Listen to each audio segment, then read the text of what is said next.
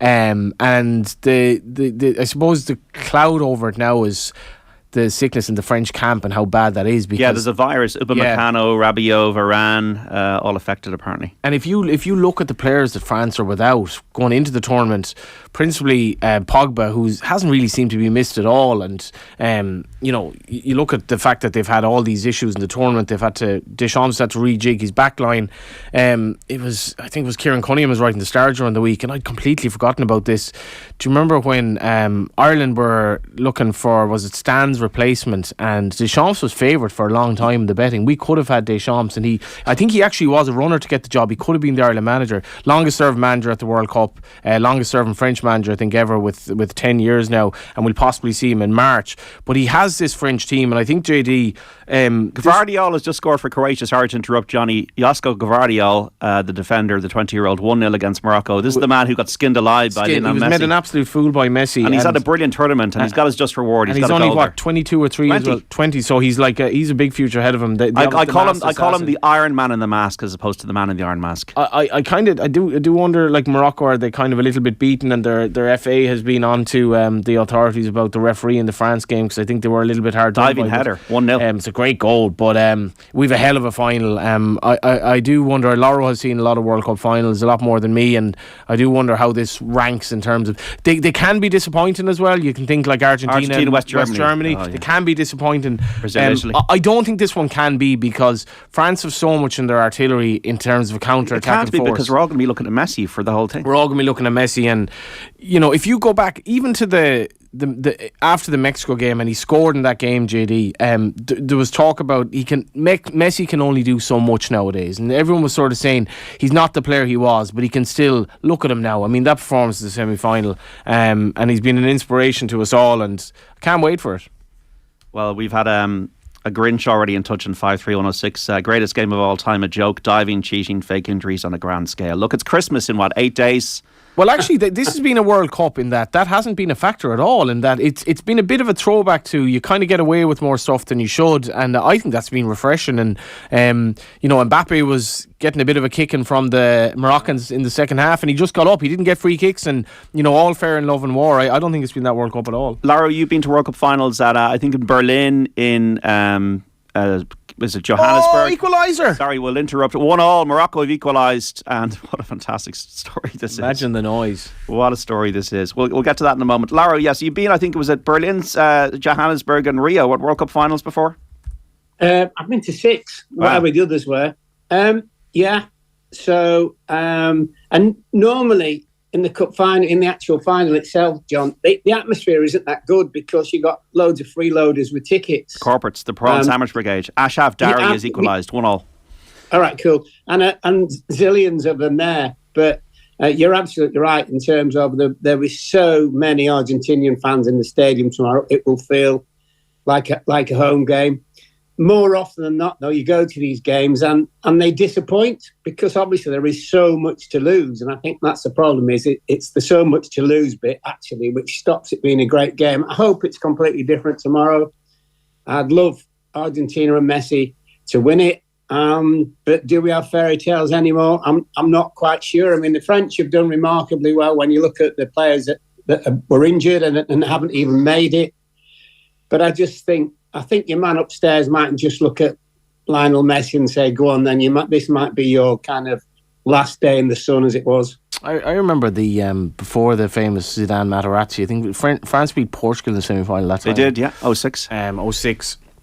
I'd actually backed France to win the tournament, and at the start of the tournament they were really struggling under Dominic, but they got it together. But I watched the semi-final in France with in the south of France, and kind of watched it on outdoor screens, and the French were kind of indifferent to it. They were kind of I think the French are quite. I love the French, but football isn't really. It's not really the passion in France that it is compared to Argentina, where it literally is like it's a national obsession. And in France, they beat Portugal 1-0, but the French were indifferent throughout the game. But then when they won the game, they were like, sur la roue, everyone out on the street. But I was like, you weren't really that interested when the game was on. It was an insight into The French take their football nowhere near as seriously as the Argentines, and if you look at the economy, I take their rugby more seriously. I wonder. I think they just have more going on, and in Argentina they've really struggling economy at the moment. I don't know how these fans have been able to afford to get to Qatar.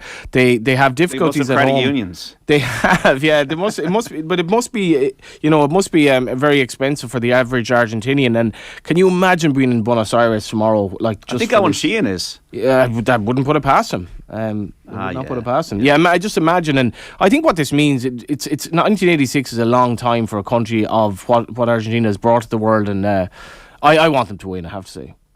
Messi, Laro seems to be enjoying this World Cup. Yeah.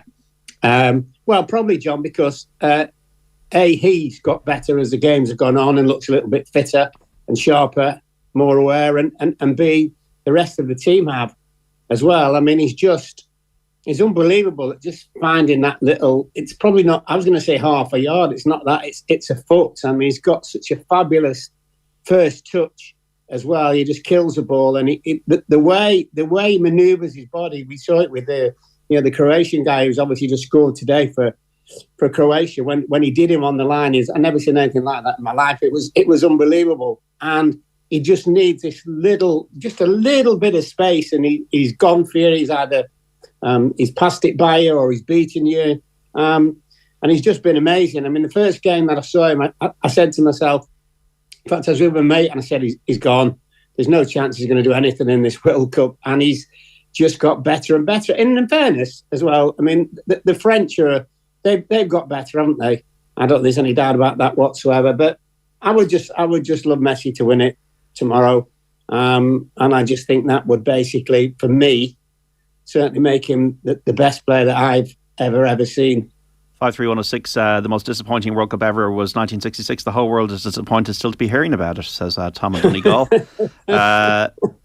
Yeah, so that's one of our texters. You can get in touch on 53106 about the World Cup final tomorrow. How you feeling about it? You must have seen Messi live, though, Laro, years ago. How has he changed as a player? What's changed? Is it like a pace thing? Yeah, it is a pace thing. His awareness is staggering. His space awareness is also staggering as well. But it just where players are, where they want them. He gives you the ball where you want it, not where he wants to pass it. And I think that's the thing with him.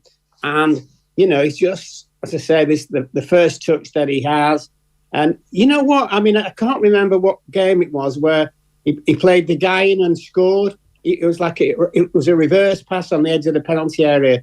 And if you slowed that down and just watched him when he received the ball, he never looked. I think it's Molina for the Dutch game. That was one of the passes of the tournament, arguably. Oh, unbelievable! When assists actually matter, yeah.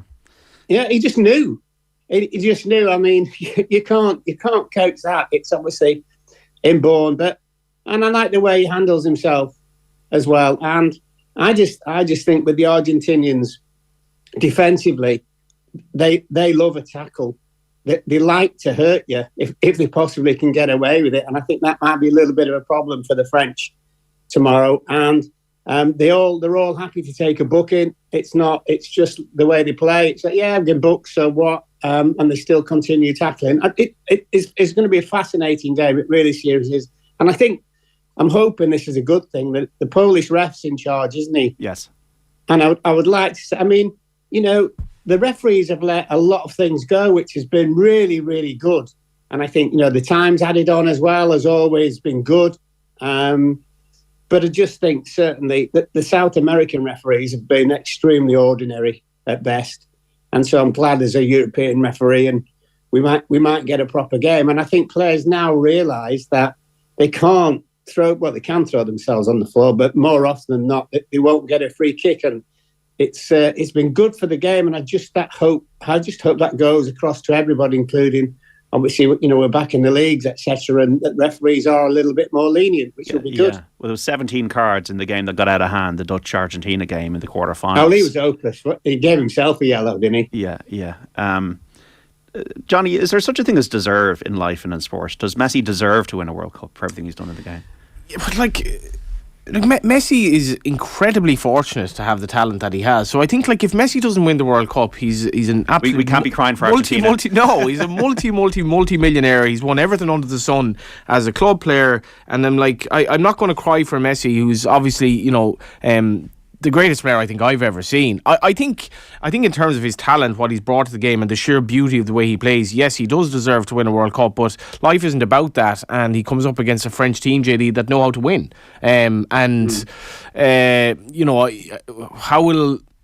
How will Argentina take this if they lose this? Because this is Messi's badly. Because if you take Messi out of the equation, he'd be 39 at the world. But if you take him out of the equation, they're a quarter-final team at best. Yeah, but Morocco, like, with a bit of luck, could have gotten. It's been a bit of a strange World Cup. But and you if you're always well have organised, those, like Turkey and South Korea 20 years ago. Brazil were a better team than Argentina, 100%. Like, I don't talk about Brazil. Brazil, I don't know how they screwed it up, but things happen. Argentina, when they got over the Dutch situation, who could have made it up? There was an element of goo-boo around the concession of the 2 goals to a fellow who's on loan in Turkey from Burnley, and the fact that they overcame that to win on penalties and held their nerve, for me, was very, very... I think mentally they got a massive lift from that, but I don't see any flaws in this French team, really. I think Deschamps is an outstanding manager. He seems to know his players really well, and the cloud is going to be who's fit and how much of this bug is. It's not the first final where they've been like... I think the flaws in the French team are culturally. I don't know if Benzema coming back when he did was great, and he's gone now again.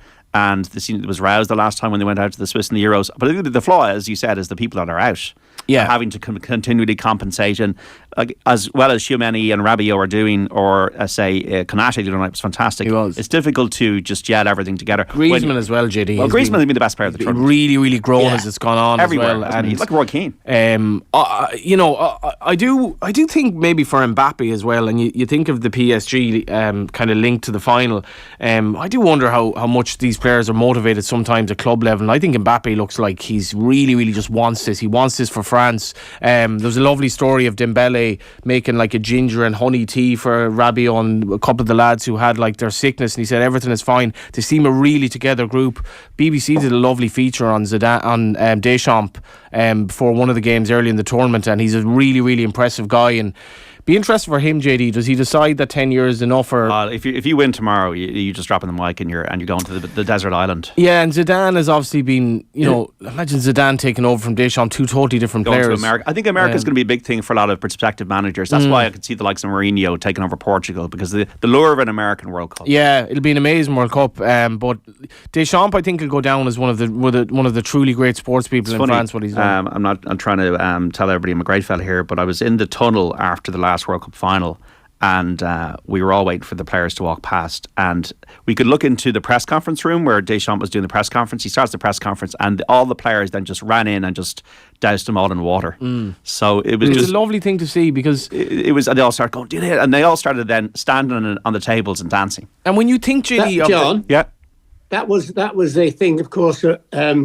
What's his name? Cantona said about him, wasn't the it? water carrier, yeah. There's a complexity about that, though, Laura, that I apparently Cantona didn't necessarily mean that as an offensive thing. He meant that he was the player who he kept the whole thing ticking over in an incredibly talented French side. And Deschamps, you got to remember, Diego Simeone was a fairly ordinary player in the context of the Argentina teams of his era, but he was always playing, and the two of them have made unbelievable managers. Well, when France won the World Cup in France, obviously. Yeah, what was the name of the manager? Ami Jacquet. Right. So at half time, and I think you can get this on video, etc. At half time, basically, the manager had his say, and then Deschamps got up, didn't he? Deschamps got up on behalf of everybody and spoke for like almost 10 minutes. To the team, and apparently if you watch it, it's like it's hairs on the back of your neck time. It's that good. And I think obviously the stress was that we're in the lead, let's not give it away, and you've worked all your lives for this and all those kind of things. But it's absolutely brilliant. It really is. France is a complex country as well, Judy. As you know, a lot of the countries that it has colonised have sent people over for a better life in France. There's a lot of tension in a lot of the areas in terms of the immigrant community, a lot of the Arab world over there, and Deschamps has managed to put all these complex characters together to really want to play for him and France. And when you have Macron basically saying, which is almost like an Irish thing where the president is like, no, Didier has to stay on as he has to stay on as manager afterwards. With the president getting involved, it shows what he's doing. 5-3-1-6. I'm nearly sure Deschamps is finished after this World Cup regardless. Can't believe he possibly could have managed Ireland. Great show as always, says Joe in Ashtown. Thank you, Joe. And no GA rugby in Croatia, lads. Population of Morocco over 30 million. Also have their ducks in a row regarding administration by all accounts. We're asking why can't it be us again if Croatia and Morocco are battling in a 3rd, 4th place playoff for the World Cup. Yeah, go on, Laro. Just to say, when you were talking about Messi, that I was told a story. It was actually from Lineker who'd heard the same kind of thing, that when Messi was 16 and there was a training game at the training ground at Barcelona, and he was just, he was like with the stiffs and the reserves, as it were, and it was one of those games where there's a little bit of tackling getting involved, because one or two of the guys who are in the reserves thought they should have been in the first team, and it was getting a bit kind of meaty and tasty. And anyway, the ball came through to the reserve goalkeeper and he just launched it. And apparently the story was that it literally was like miles up in the sky. And as it came down, little Messi just literally, he made sure it just landed on his foot. It didn't bounce or anything. It landed on his foot. He did a little bit of a shimmy and passed somebody in. And whoever was coaching stopped the game. And everybody just started clapping, and they were saying they knew then what a superstar this fella was going to be. It's lovely when you have a moment like that where you're just like, and it's a 16-year-old who's unheralded, and you're like, oh, I have seen something, and this is going to stand the test of time. There are a lot of players who don't make it that can do that as well, and the choices in life. And Messi went to Spain at a young age. I was doing a cycle with the lad during the year, and he played with Stephen Bradley underage. Stephen Bradley was the most heralded player of his time, and the exact same story. They were playing Northern Ireland, and Bradley took the ball down from out of the sky, and the whole place just went silent. And it doesn't work out for most of these prodigies, but I think that the comparisons with Maradona, JD, are, how can anyone say who was better as well? Because if you look back on Maradona videos, the kicking and the abuse that he got, pitches. I think there are also very, very different types of players. Like Maradona ran games. He was a guy who took Messi though. But I don't know. Messi finishes games in my mind. Messi finishes teams. He finishes moments. I think Messi could be whatever you want him to be. Yeah, he's evolved as a player because he's slowed down, but the whole game revolves around him as the fulcrum of what's going on. Yeah, I just felt. In 1990, didn't Maradona get them to the final? Yeah, basically. Yeah. I just if you look at Maradona, the way he just, like, it was box to box, it was everywhere. It was tackles, it was going in, it was flicks, it was far more powerful individual. I would call it like a drive that Maradona has. That Messi, I don't mean in a drive in terms of the intention. I just feel that Messi's more, you don't see him, and then he has the ball and it's in the net. Yeah, and that's an awareness and space thing. Maradona was surrounded by thugs, wasn't in that Argentinian team. Well, I mean, I'm sure you mean that in the football sense. Yes, obviously. Whereas Messi, obviously, his dribbling ability is one thing as well that you can't.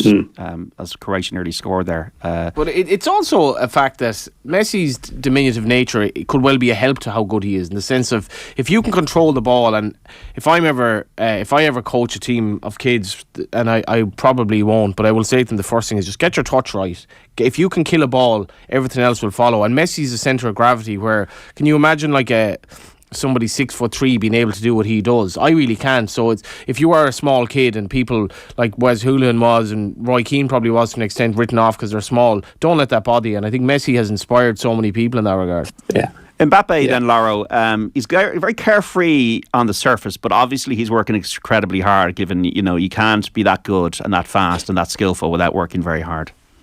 Oh, crikey. Absolutely. And when you really look at it, his chances of being outstanding in a game are a lot less than Messi, just because of the way of where he plays, John. I mean, Messi's in the centre of the pitch all the time. He's central, and the two touch lines are equidistant. He's got a line next to him, Mbappe, so he knows if his touch isn't quite right, it's either a throw in or whatever it may be. So from that point of view, I tell you what was really interesting with him was in his last game, when they played him through the middle in the they had to in a way, against Morocco. About 20 minutes, and they had to. My oh my, did he look a player then? Where all of a sudden then you've gone from this kind of not great or not very much space with a line alongside you to all of a sudden to be able to look up and do all kinds of different things. I mean, I don't think they will do this tomorrow, but I'd love to see him play through the middle for them, because that would be frightening if you're playing against him, central defenders wise, because you can just, as Mbappe, could just go wherever he wants. Well, you'd wonder if maybe later in his career, he's only 24 next week, that'll be his future, you know. Yeah, well, who's to say? But I mean, he's some player. But I don't know whether it was you or Johnny said, but I think he's earmarked this competition and gone, this is my time. And hopefully we might see that tomorrow. And if we do, obviously it makes it even better. Yeah, we got to take a break here. 53106. We want to get in touch on Football Saturday with Mark Lawrenson on the line. Dan McDonnell will be joining us shortly from Qatar, where he's been for the last month, to give us his impression of what he's seen over there. And Johnny Ward is in the studio. On Football Saturday, just going to go through the fact that we got football back in the UK in the English Championship. Obviously, Irish players involved. West Brom 1, Rotherham 0 is the only goal in the 3 o'clock games. The other matches are Bristol City Stoke, Burnley Middlesbrough, Cardiff Blackpool, Coventry Swansea, Huddersfield Watford, Hull Sunderland and Preston QPR. Norwich and Blackburn kick off at 5:30. Still can't get my head around this, to be honest. Celtic beat Aberdeen 1-0. Colin McGregor 3 minutes from the end, so Celtic now 9 points clear. Hearts 1, Kilmarnock 0 is the latest, and Ross County 1, St Johnstone 0, and postponed matches because of the weather. Livingston, Dundee United and Motherwell St Mirren. Croatia 1, Morocco 1 in the World Cup 3rd-4th place playoff. This is Off the Ball Saturday on News Talk, and we are back after this. Football on Off the Ball with Sky, proud partner and supporter of the Republic of Ireland women's national football team. This is News Talk. Talking History. This Sunday on Talking History, we're going in search of the wreckage of the Spanish Armada and finding out why it failed. We were literally going on board the ships and asking the people who were there what actually happened. We'll also be looking at botany and gardening in Ireland in the 17th and 18th centuries and the development and professionalisation of nursing and midwifery. Talking History with Patrick Gagan. This Sunday at 7 p.m. on News Talk. Hi, I'm Ken Doherty, and when I need car insurance, I contact the specialists at insuremycars.ie. Their team always finds me the best policy at the lowest price and with all the benefits I need. If your car insurance is up for renewal, visit insuremycars.ie. City Financial Marketing Group Limited, trading as insuremycars.ie, is regulated by the Central Bank of Ireland. Experience sound redefined at Harvey Norman. Cut the cord and enjoy the freedom of true wireless with the Skullcandy Indie True Wireless earbuds with active noise cancellation. Only €79. Take the party on the go with the Sonos Roam portable speaker with up to 10 hours of battery life. Just $179. Or get the Bang & Olufsen BO Sound Explorer Bluetooth speaker with lightweight and waterproof design, now $179. And get our best prices guaranteed. Sound redefined at Harvey Norman, your audio specialists. No! She's so tiny.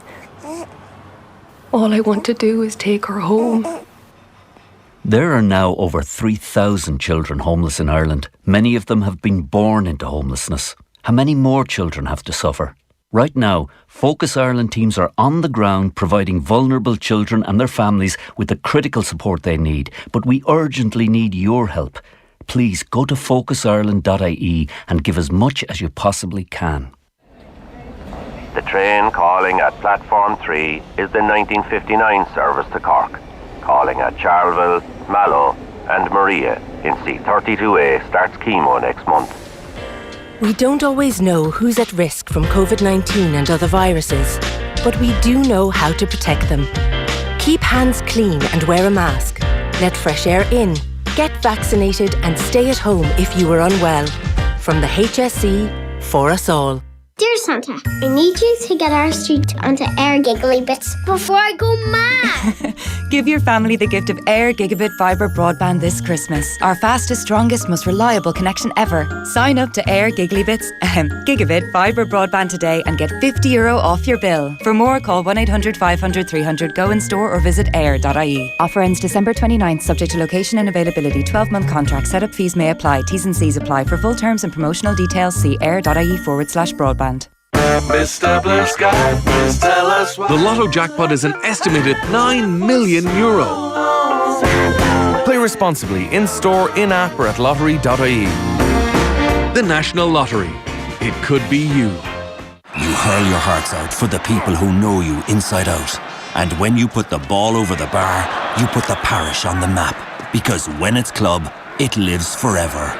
This Sunday at Croke Park, St Thomas's take on Dunloy Cucullins at 1:30 and Ballyhale Shamrocks face Ballygunner at 3:30. Advanced ticket sales only at gaa.ie or selected Centra and SuperValue stores. This is the AIB GAA Club Hurling Semi-Finals. This is where we all belong. This Christmas at SuperValue we've great offers to help you share the magic, like SuperValue Signature Taste Party Food Range, any two for €8. Chateauneuf de Pape, only €15, exclusive to Real Rewards members only. Plus, get money off vouchers every week on the app. Share the magic this Christmas with SuperValue. Enjoy alcohol responsibly. T's and C's apply. The Red Army are on the move. Speed of transfer, the changes of the angles. The Heineken Champions Cup is back. Has he got the momentum? He has! Stream Northampton versus Munster live and exclusive with a Now Sports Extra membership. A completely different type of opposition. Can Munster slay the Saints and open up an early Christmas gift? Catch all the action live this Sunday with a Now Sports Extra membership from $11.99. Sign up at nowtv.com. 18 plus. Membership required. Content streamed via internet. Galvin Tullamore, making Christmas special since 1949. Galvin Tullamore. Happiness is opening an Ireland's Blue Book gift voucher on Christmas morning. A wonderful choice of Ireland's most romantic country houses, castles, historic hotels and restaurants. Visit irelandsbluebook.com to send a Blue Book gift voucher to someone you love this Christmas. Employers, Clever Cards is the only Irish company where you're able to order digital MasterCards online. Email or text up to €1,000 tax-free Clever Cards to all employees, anywhere, anytime, instantly. Clever Cards are saved in your mobile phone, so you always know your balance. Small and large businesses use Clever Cards because they are accepted everywhere, online and in-store, using Apple Pay or Google Pay contactlessly. Order online now from clevercards.com. Clever Cards MasterCards are issued pursuant to Clever Cards interbank agreement with MasterCard. E-money's accessed with Clever Cards MasterCards are safeguarded and regulated by the Central Bank under EU Payment Service regulations. Clever Cards is certified by Apple Pay and Google Pay. Terms and conditions apply.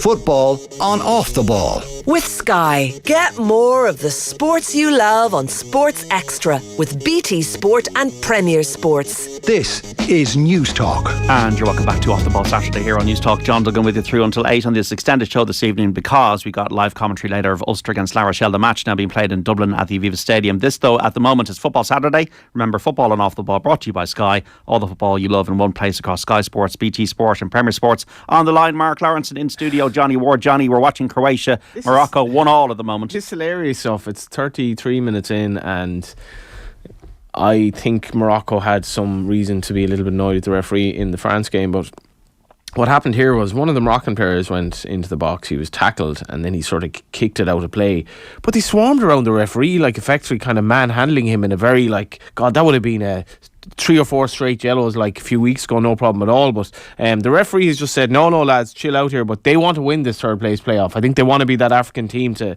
finish third in the World Cup, and the passion is unbelievable. And I have to say I'm going to miss the image of the coach and the bond that he has with the players as well, the crosses that ZH has put in and just how much passion they brought to this tournament and what it might mean for football in Africa. Yeah, Laro should have a massive legacy. If we're playing boys in green stuff 32 years on, I mean, it'll have a big impact to Morocco. Laro? Oh, sorry, I missed. Yeah, absolutely. Most definitely. I was just, when Johnny was on about that, I'm just thinking, I bet they're on a massive bonus to finish third, far more than if you want Laro, to finish that's the first thing that came into your mind, Laro. God. But you saw, I don't know if you saw, Laro, there were clips in the Palestinian territories as well of the massive celebrations that an Arab team could do this, and this is an awful lot more than Morocco. And the Arab world has been wronged against in so many ways, so many problems in terms of the regimes and poverty and so on and so forth. And I think this has been a real bright spark in the Arab world in general. It's one of these legacies that's almost accidental. Yeah, and imagine if they were to was it 2030 they're hoping to have the World Cup in Saudi. Yeah, I think Morocco is a candidate for 2030 as well, possibly. No, that's in the running. Is it not? I just love the way that, I mean, so the Croatians have gone into this game and they're a little bit fourth place, finished, not really bothered, and they look like they're going through the motions, but there is a hunger about Morocco, no doubt about it. And when we looked at them early in the tournament and we went, yeah, they defend really, really deep and they make it difficult. They've grown, haven't they? they really seriously have grown into a proper team. They've got 5 or 6 players that you look at them and think, wow, big players of the future, most definitely. Okay, I think we've got Dan McDonnell on the line from the Irish Independent, who's in Qatar. Dan, are you there? I am, Johnny. Hope you're well, Dan. And fresh from visiting a mall in Doha. A mall? Some Christmas bread. You know how you visit a mall at Christmas? Mall with the Americanism. How did you get on, Dan?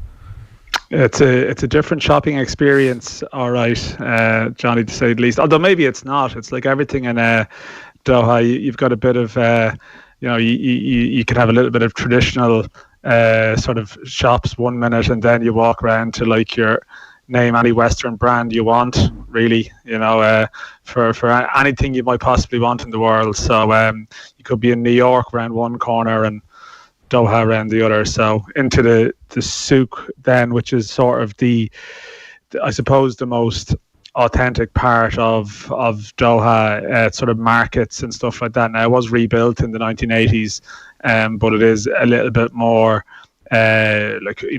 bustling with people. It's sort of cash and haggling and various things for gifts or souvenirs or whatever. So there's a bit of life around there. There always has been. I mean, that's only actually my 3rd time down there during the competition, but it is probably a slightly different feel around the souk than it does the rest of the sort of city. You've done any haggling, Dan?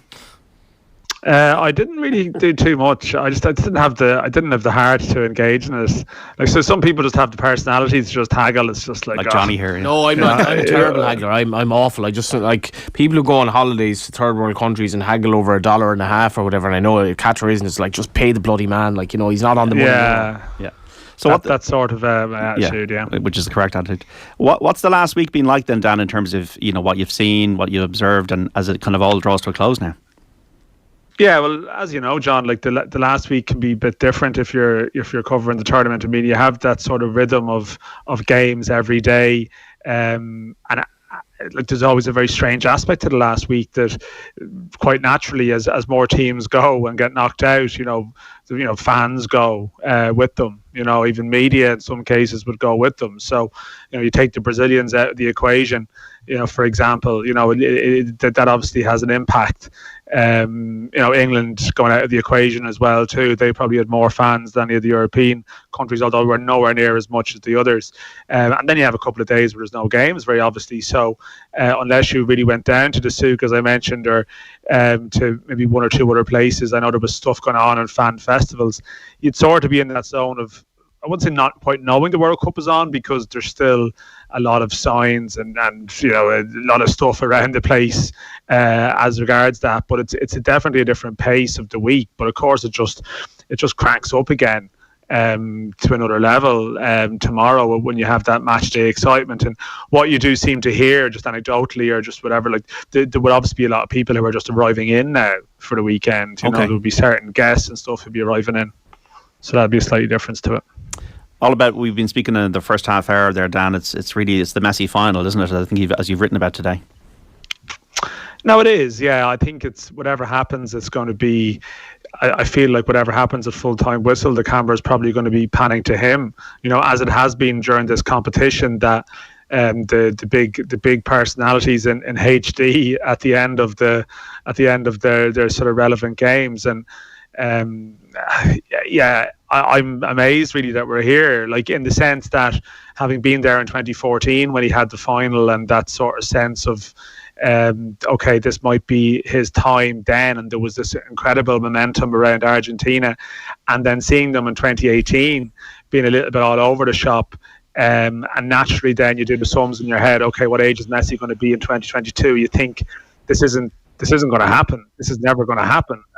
And now we're here. Now we're standing on, sitting here on the eve of someone who, I was making this point during the week, like someone who's basically done everything, right? I mean, this is the one very obvious exception, but like one of the greats who you would think in life would want for nothing, and yet he's probably sort of, going to sleep tonight or trying to sleep tonight knowing that maybe the greatest day of his life is coming tomorrow, which is sort of something that listening to what he was saying this week, there's obviously been times during his career with Argentina where he probably hasn't been in love with it, and he was probably haunted a bit by what happened in 2014 as well too. So to get that chance to atone for it, I feel like everything that happens in the final lies secondary to this in terms of the storyline. The Argentina support, as Johnny referenced at the very top of the show, and we saw the Moroccan support.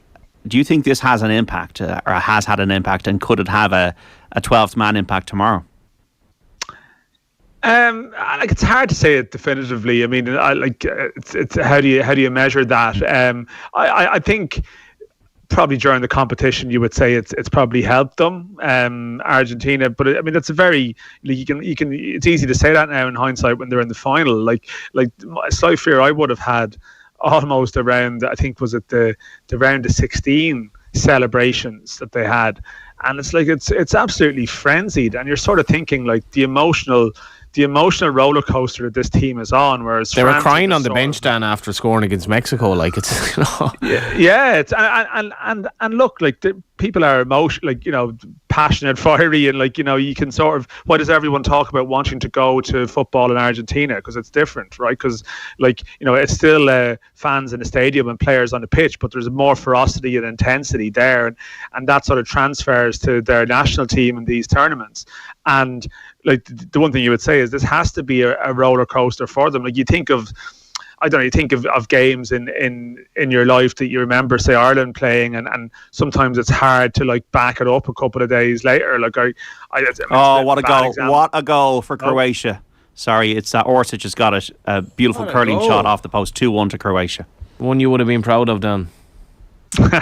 Orsic, it was very good, wasn't he? He was the one who scored that incredible penalty against Brazil, I think, in the shootout, didn't he? Yeah. At a sort of a crucial stage. But no, I'm actually not seeing that game here at the moment, bizarrely. Just I can't go see it where I am. But the point I was going to make is that, like, you think of, like, Ireland a couple of years back, they beat Germany, and that was like an incredible night, incredible celebrations, and then 3 days later they had to go and play Poland, and it was like, oh dear, you know, they lost that game, and it's very hard to, like, lift yourself, whereas Argentina seems to just be carried along by this wave of emotion. Like, and after every game, it's like they've won the tournament, the fans, the metro, everything, and yet they've probably got better as the competition has gone on. So the extent to which you can say that could be a factor that weakens them, I don't know if you can say it. Like, it's clearly they're riding that storm. And while the final attendance tends to be, they probably won't get as many tickets that they might have in previous games. Like, there tends to be a little bit more corporate elements of the final. There'll be people who've got final tickets who'll only come in now.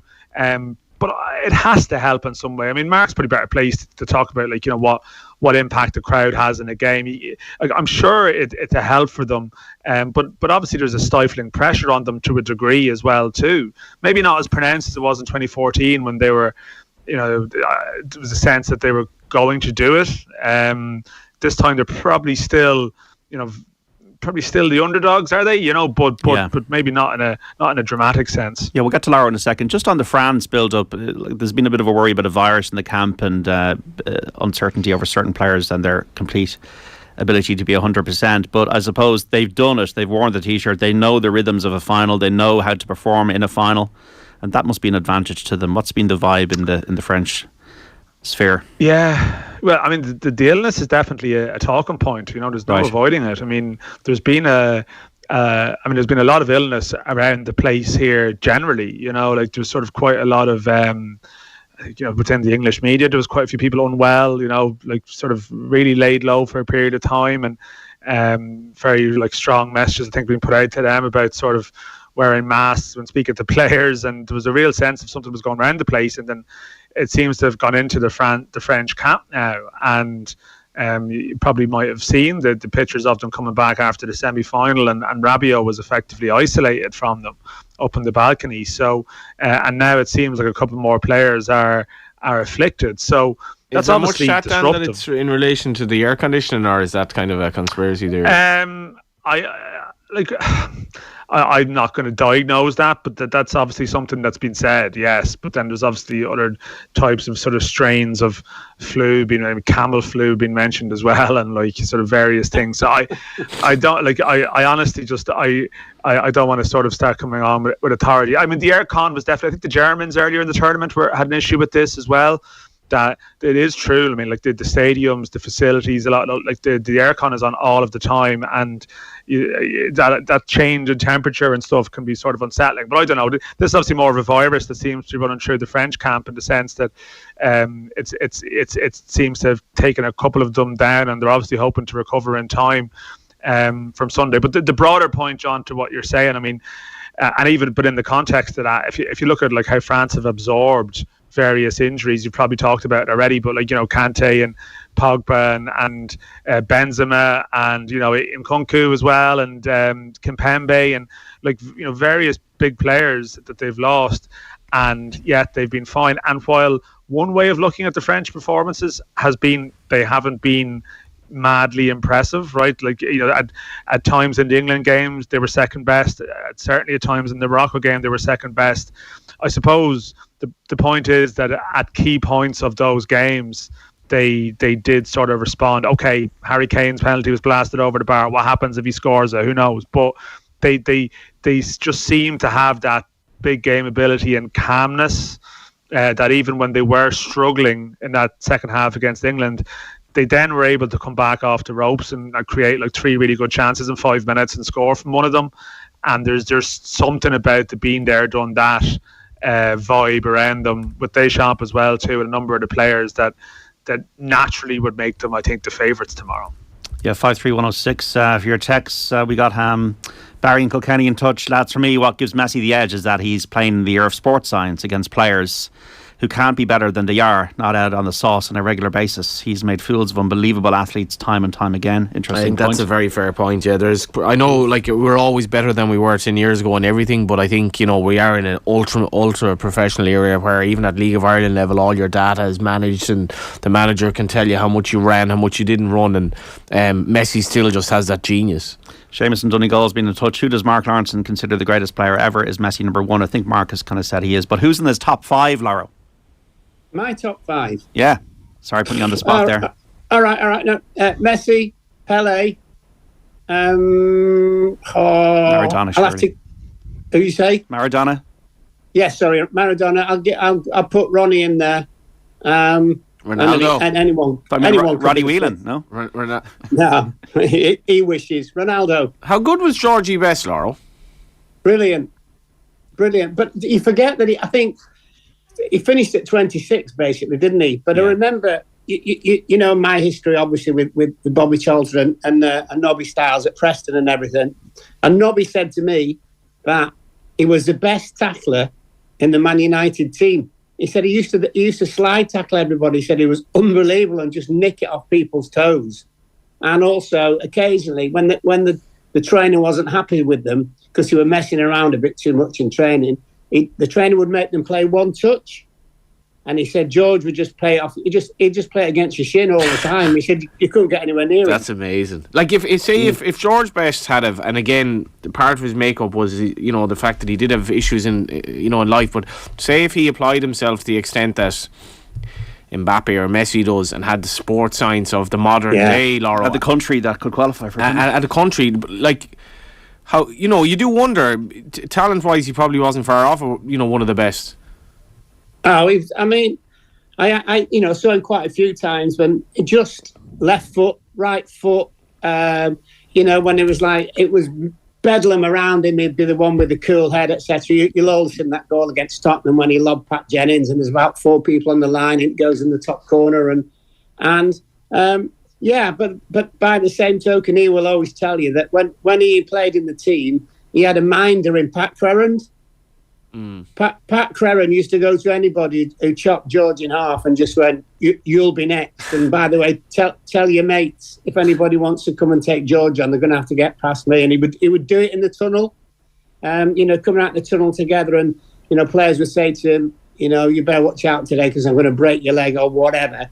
And Pat Crown said, "You're going to have to break mine first." So, but he was, it was fab. And I met him quite a few times. I even worked with him for a while, and he was just, honestly, just the nicest person you ever met. Brilliant bloke. Who would be your top 5, Judy? Well, Maradona, Messi. Once again, you're going off historical impressions when everybody that you'd respect their opinion would say the Pele. Obviously, didn't see Pele play. So Pele, Maradona, Messi. Would you have Ronaldo? No, I wouldn't. I don't know the original Ronaldo, probably ahead of the current Ronaldo. That's a difficult one. Because the thing about it is, people are kind of making assessments all on longevity and on the conditions that footballers have now. Whereas, footballers are not allowed to have the issues, say, that Maradona had in Naples. Yeah. They're not allowed to have, because everything is, well, we weighed you today, and this is the result of it.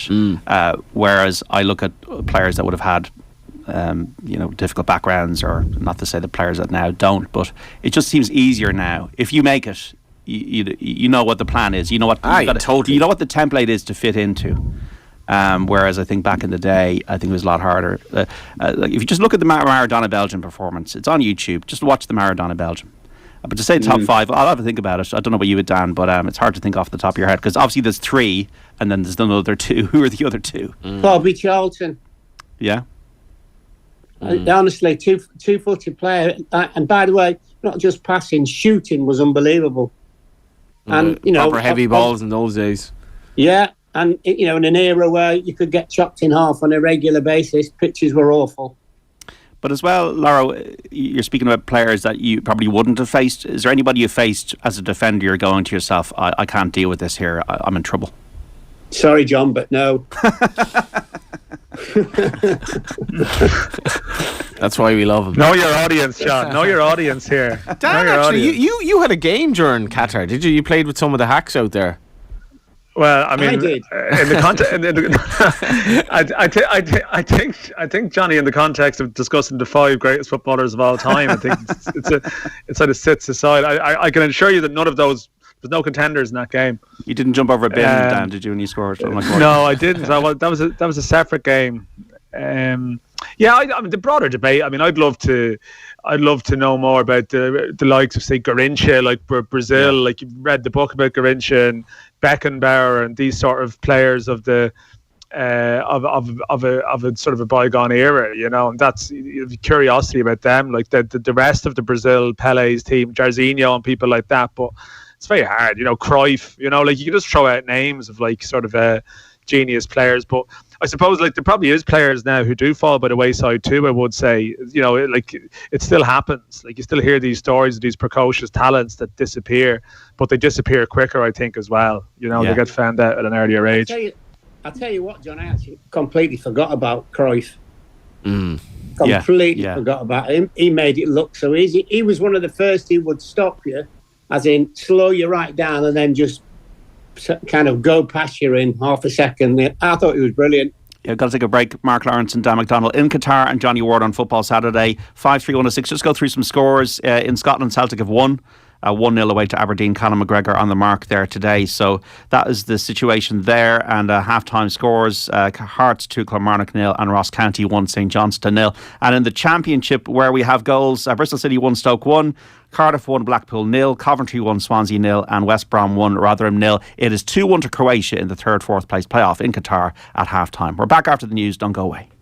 On radio, on the News Talk app, powered by Go Loud, and smart speaker. Play News Talk. She's so tiny. All I want to do is take her home. There are now over 3,000 children homeless in Ireland. Many of them have been born into homelessness. How many more children have to suffer? Right now, Focus Ireland teams are on the ground providing vulnerable children and their families with the critical support they need. But we urgently need your help. Please go to focusireland.ie and give as much as you possibly can. Try the latest cordless vacuum cleaner technology from Samsung with a full 100-day money-back guarantee on selected models. For more information and a full demonstration, call to Power City today. In recent days, temperatures have begun to drop and the weather has become noticeably colder.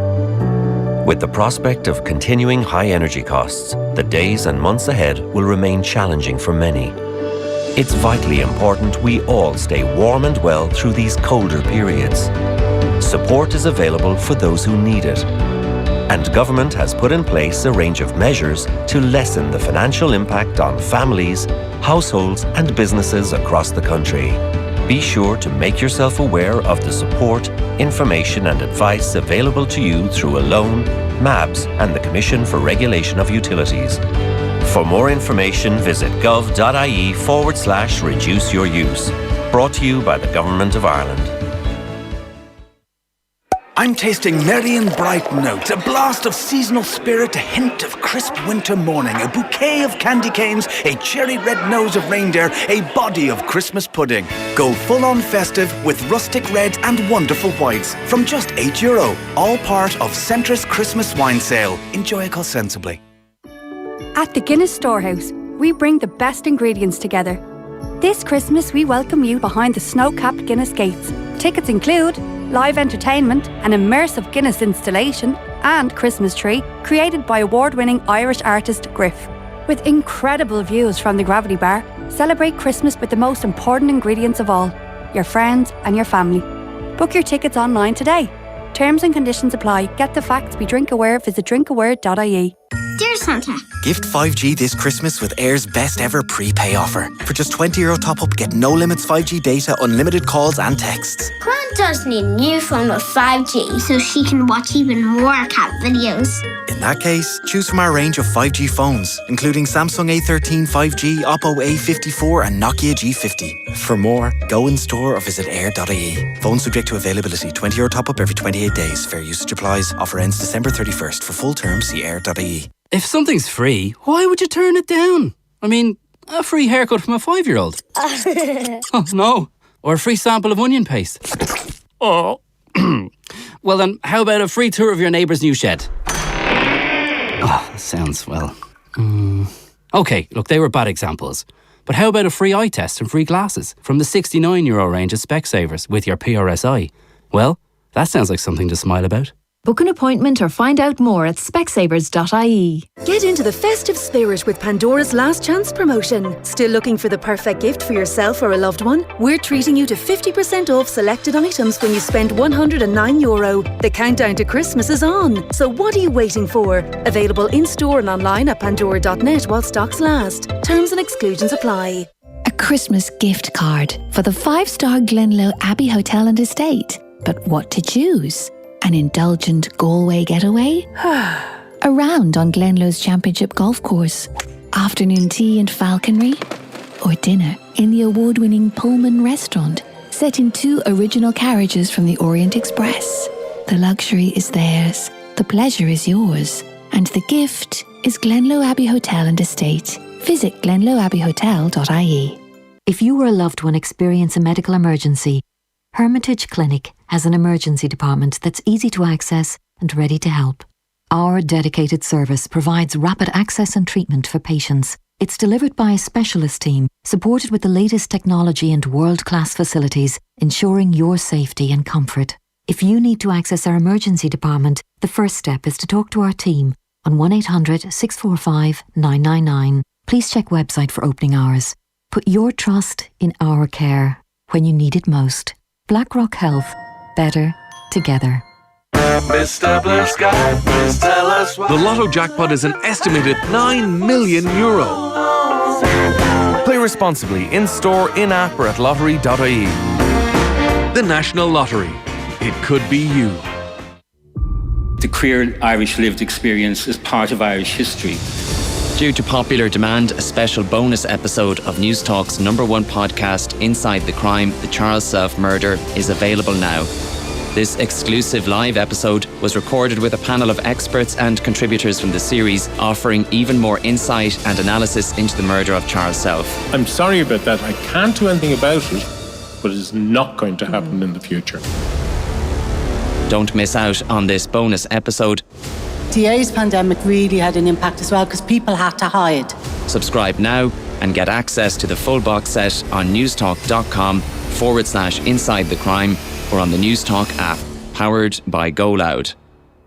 On 106 to 108 FM, on the Newstalk app, powered by Go Loud and smart speaker. This is News Talk. It's 4 o'clock. Good afternoon. I'm Eamon Torsney. Taoiseach Leo Varadkar has received his seal of office from the President. He's now back in Leinster House, where the focus is turning to the makeup of his cabinet. News Talk's chief reporter Barry White reports from Áras an Uachtaráin. The seal of office from President Michael D. Higgins here at Áras an Uachtaráin. His partner, parents and a large number of family members and friends were here with him to witness him formally become Taoiseach for a second time. He's now back in Leinster House, where he'll officially select his new cabinet, and he will then come back here later where cabinet ministers will receive the seal of approval from the President. Well, earlier TDs voted by a margin of 87 to 62 to see Leo Varadkar take over from Micheál Martin. Independent TDs Peter Fitzpatrick, Noel Grealish, Cathal Berry, Mark McSherry, Michael Lowry and Dennis Naughton voted with the government. In his acceptance speech, Leo Varadkar said he hopes to do his family proud. I'd also like to thank my family, friends and staff. Thank you for your work, your love and your support. When we enter public life, we choose that path. Our loved ones do not. And I want you to know that my work as Taoiseach is driven by your example, and I intend to honour your confidence in me. Well, Sinn Féin leader Mary Lou McDonnell was one of those who opposed Leo Varadkar's election. Fine Gael and Leo Varadkar have been in government now for 11 years. Fine Gael and Leo Varadkar's policies are writ large across the crises in housing, healthcare and the deep economic inequalities in Ireland today. In other news, a team from the Defence Forces will travel to Lebanon today to help in the investigation into the killing of Private Sean Rooney. The 24-year-old soldier was killed after the vehicle he was driving came under fire on Wednesday night. Christopher O'Neill, who was best friends with Sean, told News Talk he died doing what he loved. His father was in the army, and it's just, I think it's something that he always wanted to do, and he took great pride in it. And you know, he was well got in the army. He achieved a lot of things, and then this year then he relocated to Dundalk Barracks. And he just loved it. That's it for now. More at 5. News Talk weather.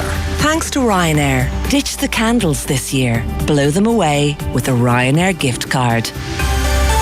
Well, a good deal of dry, bright weather today. There's a chance of a few showers. Highest temperatures 1 to 4 degrees. And now you're up to date on News Talk.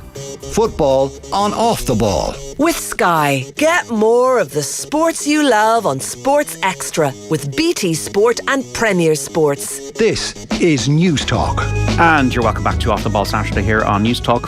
John Duggan with you through until 8 on this extended show, because we got commentary of Ulster against La Rochelle in the Heineken Champions Cup. That match switched to the Aviva Stadium, but we will have Oisin Langan and Fergus McFadden down there from 5:30 for the full match commentary exclusively on your radio this afternoon. That was all very odd, JD, that whole thing. So we were here yesterday not wondering where the game was going to be on, where was it going to be called off. Ulster seemed to be annoyed at the call. It was supposed to be in the RDS, now it's in the Aviva Stadium, and for a game of the magnitude of it, home advantage would have been big for Ulster. You know, they need to win the game. I just find it utterly bizarre. The good news is it's on your radio here live and exclusive on News Talk. There we go, and the atmosphere will be every bit as good.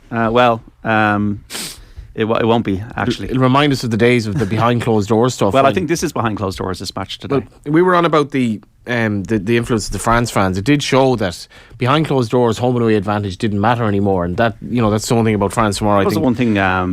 This game is behind closed doors. Yeah, and it's just I find I don't dip into rugby very often. I found it absolutely bizarre that the decision was made so late, and a lot of people will be very annoyed, I think. At the moment, though, we're speaking about football and the big matter of the World Cup final tomorrow with Mark Lawrenson on the line. Dan McDonnell is also on the line from the Irish Independent in Qatar, and Johnny Ward in studio with us. Remember, Football and Off the Ball brought to you by Sky. All the football you love in one place across Sky Sports, BT Sport and Premier Sports. I'm texting here on 53106. Zinedine Zidane, people talk about the best players that have ever lived, for the top 5. Eusebio and Zidane need to be in the conversation. Another one goes for Zidane, that JJ. Valdano played with Maradona, Jorge Valdano that is, and says Messi's better. He says Messi's Maradona every day. Diego didn't even do that. Come on, lads, you haven't mentioned Zidane, says Gillian Meath. And asked Laro about Kenny Dalglish, says one of our texters. Laro, Kenny Dalglish, another person suggesting that? Yeah, absolutely. Told you before, couldn't run, couldn't head it, and he had a big fat backside. But he was brilliant. Radar. If you ask Ian Rush, Souness in that team, yeah, he'd be up there most definitely. John, you say Cristiano Ronaldo isn't your top 5, but didn't say the 5 players above him. Well, I've given you 3, Pele, Messi and Maradona. I'll probably have the other 2 by the end of the show. I don't really think that quickly. Longevity and consistency has got to be a factor in measuring the greats. If Cristiano retired May 22 rather, would he be a better player? Don't think it's really anything to do with the fallout, to be honest. Look, I think he's done amazing to be 37 and still playing at the top level.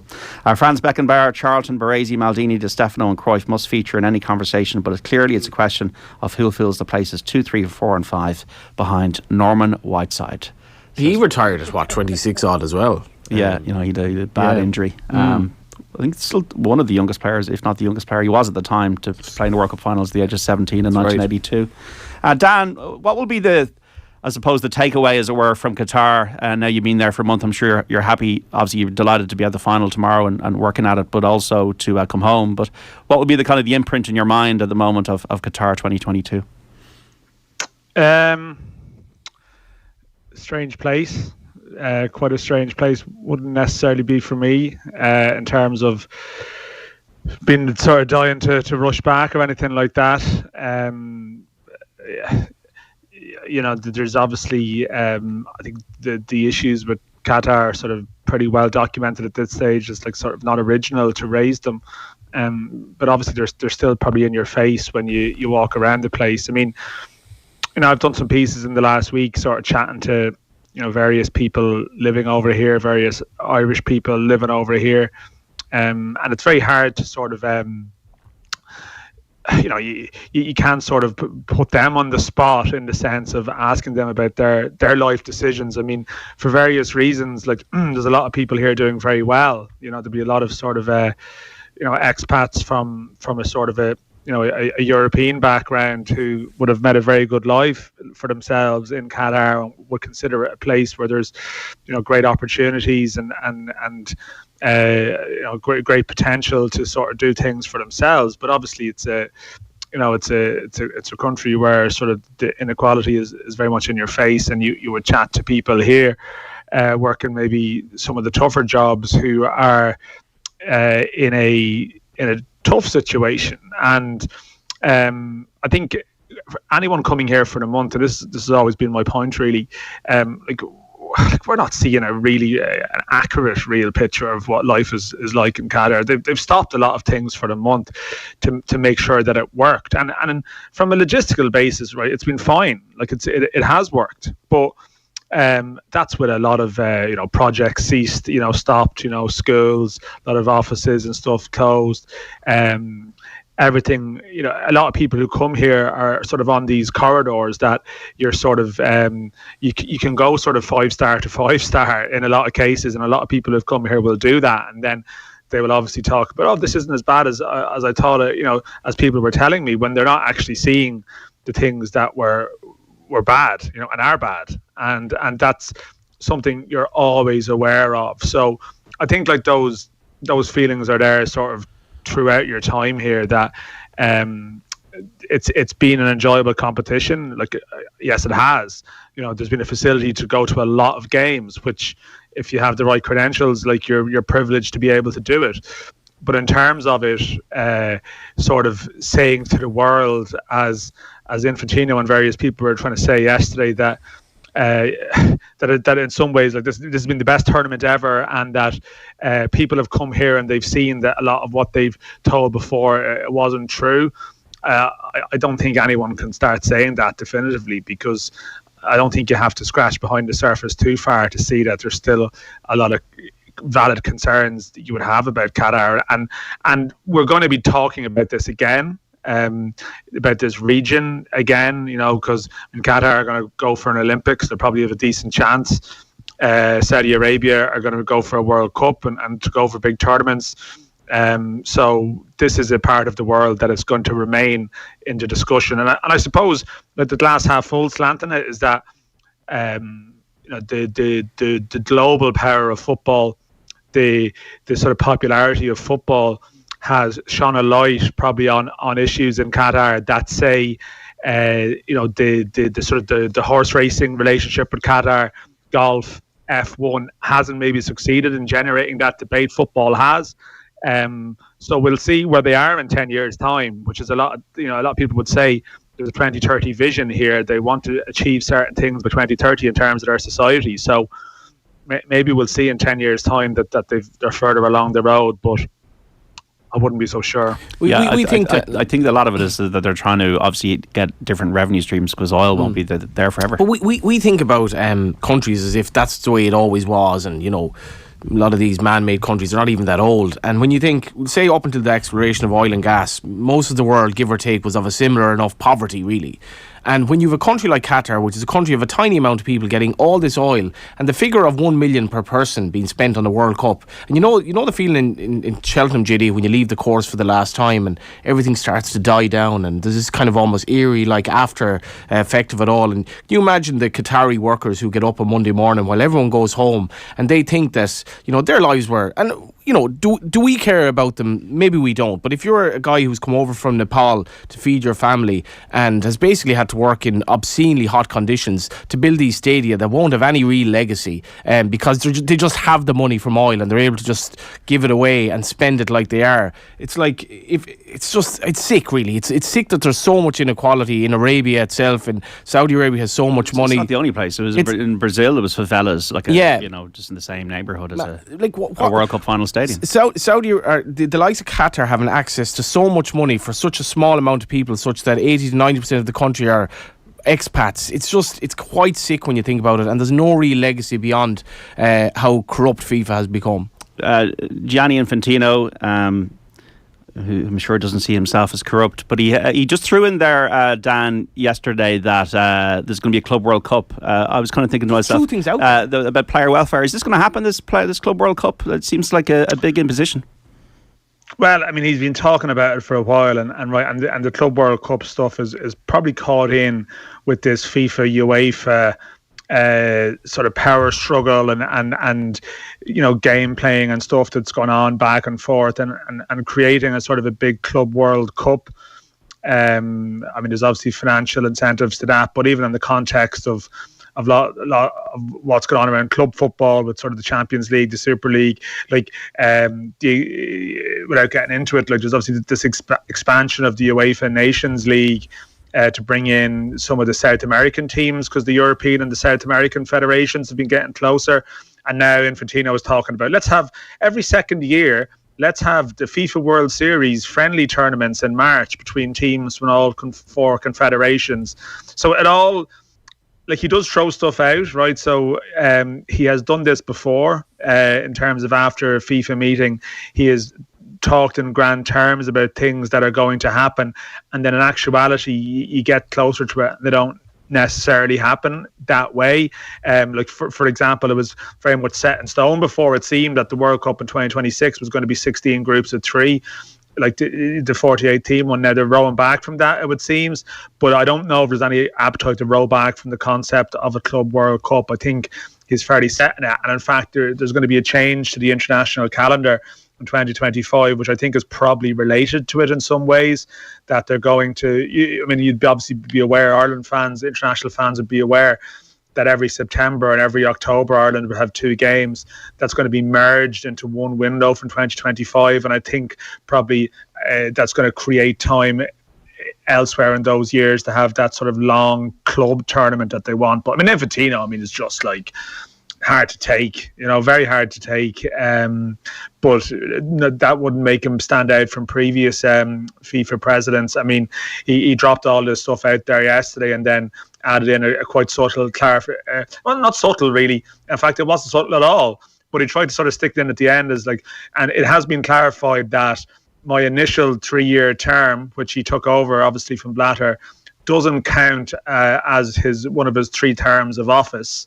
Even though it was 3/4 of a normal sort of term length. So long story short, really, he's going to be there till 2031 unless someone opposes him. So, we've heard Infantino and a lot of his rubbish, and we've got ourselves probably 9 more years of this now, which is an optimistic thought that someone can build up that power base within the game to just be able to sort of run the game top down. 53106. What do the lads think of the 48-team World Cup? I think it's just going to be more money for FIFA on a diluted group stage. But the only way they're going to have to do it in a way that's possibly work is 12 teams of 4, surely. Yeah, I don't know what Dan thinks. I'd almost be more worried about the expanded Euro idea, which I think is completely daft. But I'm happy with the World Cup as it is in terms of the groups anyway. Hi lads. I think they've stopped the abandoned Euros, Johnny. I think they're sticking with 24. So I mean, it's already been expanded, but I don't think they're going 32 now. Hi lads, great World Cup, but no great goals, says Fred. And that's a good point. I don't know if that's the best goal of the World Cup so far. I was having a debate in the office about this, Johnny. Richarlison for me, the one against I think it was Serbia. Seems like a long time ago now. It was. Although somebody's pointing out the Mexico free kick. You? Well, who did Messi set up against the Dutch again? As a Molina. Molina, yeah. Like that's. I mean, it doesn't have to be the finish. Yes, that was absolute genius. That goal. Maybe it hasn't. There haven't been amazing goals. Well, Manny Clerkin on the panel earlier on, we were talking about the books of the year, and Rory Smith has got a book on data, and like it's that the football now has to be viewed through a lens of data as well as just the play you see, and that it's. I was watching the 1978 World Cup, every single goal on YouTube the other day because I don't really have much of a life. And every single goal seemed to be scored from outside the box, whereas there's been very few nowadays because the data would tell you, well, that's not a really good percentage option. So, Dan, what was the best goal you saw out there? Oh God, I mean, I'm trying to think. I mean, Richarlison is one that springs to mind. I think South Korea got an amazing goal, the comeback against Brazil, but it's sort of forgotten because it was a consolation of 4-1. There was an absolute dinger from long range in that game, but it sort of gets. It was like Serbia scored a great team goal against Cameroon as well, like a really good team move in that 3-3. And then you had the Abubakar sort of dink, where probably did he think he was offside? Who knows? But I mean, I was at that game, and that was one of those audacious moments. But I know what you're saying. There's been no sort of goal where you're sort of jumping up, but there's been a lot of decent ones. Maybe tomorrow. Maybe not. Well, that's it. Like maybe tomorrow's the night. Like the little Sobo. Maybe tomorrow. 53106. Henry and Ronaldinho worth a shout. JD Ronaldo's got 5 Ballon d'Ors, the record for international goals, and several other top level records. Regardless of whether people like him or not, does he not deserve a place in everybody's top 5 of all time? He probably does. It's just me. I'm just being a contrarian for the sake of it. Laro, tactically tomorrow then. The strengths and weaknesses of both teams, like Argentina in the air, for example, haven't been that solid. France on their left side don't look the most solid. How do you deal with Messi and Mbappe? What do you see in the tactical battle as like? Well, it's the interesting thing for me is you're looking at the opposition for Argentina, and you're thinking, well, what will they do? Messi, which is always an interesting point. I think obviously if you can stop him getting fed with the ball, that would be the easiest and the most logical. If not, do you have 1 or 2 players there? Or does that mean you surrender some space somewhere else? And the Mbappe thing's a little bit different, as I said before, because he plays out wide on the left, and it's probably a little bit easier to look after him as the English did. But I mean, you look at France. I think the goalkeeper's got a mistake in him. Every time I see him play, I always think he's going to make. Not in this World Cup though. He's saving it for Brentford on Stephen's Day for Spurs, Lara. All right, there you go. And I think Canate has to play for France. I think that's most important. I think he's played himself in the team. He looked stronger the other night with himself and Varane in there. But I just think in regards to the game, John, is that the longer we have to kind of build these up, generally the game's even worse because obviously teams don't want to get beat, do they? That's the last thing you possibly want. Great to say, oh yeah, well I played in the World Cup final, but we got beat. So I'm just looking at the Argentinians, and I just think they've got better in every single game. That includes Messi, and as I said to you earlier in the program, I just think defensively with them, they've got some warriors, and they love a tackle. I think they'll have the French jumping out of tackles, to be honest with you, and they know as well. They want to get this over the line for your man, which is, you would do when you play with a genius and be able to say, yeah, we won the World Cup final with him and we all helped him along the way. So it'd be a fascinating game. I don't think there's a favourite. I really no, there's not. Is there? They haven't had Mbappe to deal with, though. That it's such a problem because you can't. Well, that's it. Do they play then the three at the back, or do they go 4-4-2? I mean, they'll take it in turns to foul him. Yeah, like I definitely think with the Argentinian backline, if you can't go that high if you saw in the second half against Morocco as well that Mbappe and Dembele as well that they will punish you, and so I think France, if Didier Deschamps is going to make a plan here as he did with Giroud doing his defensive work in the semi-final, I think his plan will be to kind of sit back a bit more and contain and also deal with Messi in the sense of if Messi has 6 French players in front of him, it's a lot harder for him. Just don't give him the space as well, but don't give him the options of the passing in front of him. They're not high pressing teams. Both teams, both teams like to sit back if they score. I think France will be very happy to sit back at 0-0. Yeah. Dan, from what you've seen out there, like obviously when you're seeing games live, you see different things that we don't see. But I think who scores first could be crucial, couldn't it? I think it is. I mean, it's a very obvious point, but I think France in particular, would be very comfortable with a lead. I mean, Argentina, the thing about Scaloni is he's been very flexible throughout the competition in terms of, as you've sort of mentioned it there, he went to the back three in the against to match up the Dutch, and then against Croatia he sort of packed the midfield a little bit more. To sort of try and neutralise them, and after a bad start, and well, maybe you say a bad start, Croatia just had a lot of the ball. Maybe they were happy enough with that.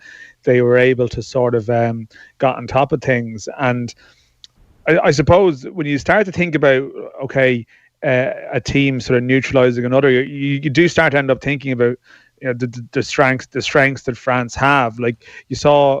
Giroud was just very strong on crosses, and Argentina were poor on crosses against the Dutch.